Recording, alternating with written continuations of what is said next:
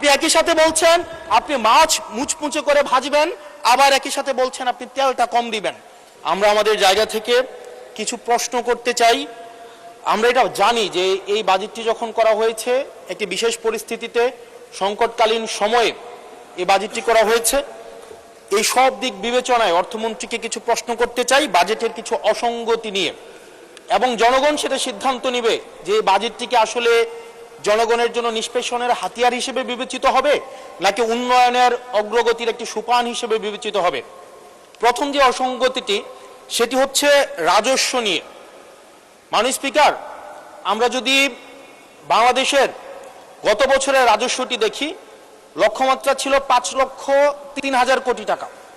সেই জায়গায় 11 মাসে অর্জিত হয়েছে 4,60,000 কোটি টাকার মতো।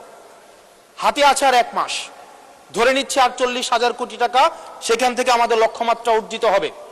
তার মানে আমাদের অর্জিত হচ্ছে 4 লক্ষ কোটি টাকা, 3,60,000 কোটি টাকা প্লাস 40,000 কোটি টাকা, অর্থাৎ হচ্ছে 4 লক্ষ কোটি টাকা।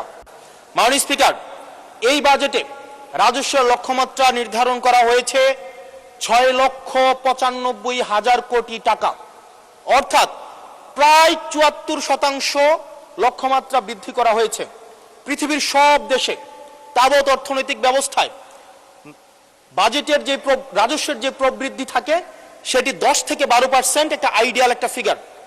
সেই জায়গা থেকে মাননীয় অর্থমন্ত্রীর কাছে আমার প্রশ্ন, সারা দেশে বা বিগত রাজস্ব কালেকশনের যদি আমরা হিস্ট্রিটা দেখি, 10 থেকে 12%-এর জায়গায় সরকারের কাছে এমন কি মেকানিজম রয়েছে যে মেকানিজমের মধ্য দিয়ে প্রায় আমরা 75% আমরা রাজস্ব নতুন করে আমরা সংগ্রহ করতে পারবো। মাননীয় স্পিকার, সেই জায়গা থেকে আমরা বলছি যে এই যে রাজস্বের যে মাত্রাটি নির্ধারণ করা হয়েছে এবং এনবিআর এর যে সক্ষমতা রয়েছে সেটি বিবেচনায় এই বাজেটটির লক্ষ্যমাত্রা রাজস্বের ক্ষেত্রে কতটা অর্জিত হবে সেটি আসলে আমরা সন্দেহ প্রকাশ করছি।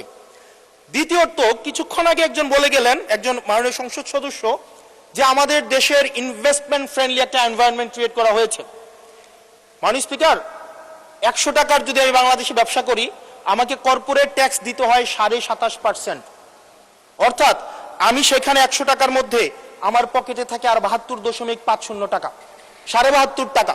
এই 72.5 টাকার মধ্যে আমার ডিভিডেন্ড ট্যাক্স 4.5 আমাকে দিতে হয় মাননীয় স্পিকার 40%, অর্থাৎ আমার পকেটে তখন থাকে 43.5 টাকা।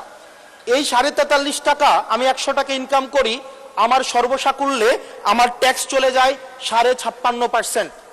আমরা যদি মালদ্বীপের দিকে তাকাই, আমরা যদি সিঙ্গাপুরের দিকে তাকাই, মালয়েশিয়ার দিকে তাকাই, সেখানে এই কর্পোরেট ট্যাক্স হচ্ছে 0%। আমরা যদি শ্রীলঙ্কার দিকে তাকাই 15%, নেপালের দিকে যদি তাকাই তাহলে সেটা 5%। শুধু সরকারের সমালোচনার খাতিরে না, আমরা নির্মোহভাবে কনস্ট্রাকটিভ ক্রিটিসিজমের জায়গা থেকে আমরা বলছি এই 56.5% কর্পোরেট ট্যাক্স এবং ডিভিডেন্ড ট্যাক্স বিদ্যমান রেখে এটা ডোমেস্টিক ইনভেস্টমেন্টকেও প্রমোট করবে না এবং ফরেন ইনভেস্টমেন্টকেও প্রমোট করবে না। যে বিজনেসম্যান আমার সিঙ্গাপুরে বিজনেস করতে পারবে 0% ট্যাক্স দিয়ে, সেই বিজনেসম্যান 56.5% ট্যাক্স দিয়ে সেই বাংলাদেশে বিজনেস করতে আসবে না। মাননীয় স্পিকার, আমরা সেই জায়গা থেকে প্রত্যাশা করেছিলাম যে এই বাজেট একটা ইনভেস্টমেন্ট ফ্রেন্ডলি একটা বাজেট হবে এবং কর্পোরেট ট্যাক্সের একটা সহনশীল মাত্রায় কর্পোরেট ট্যাক্সকে রিডিউস করা হবে। হতাশ হয়েছে মাননীয় স্পিকার।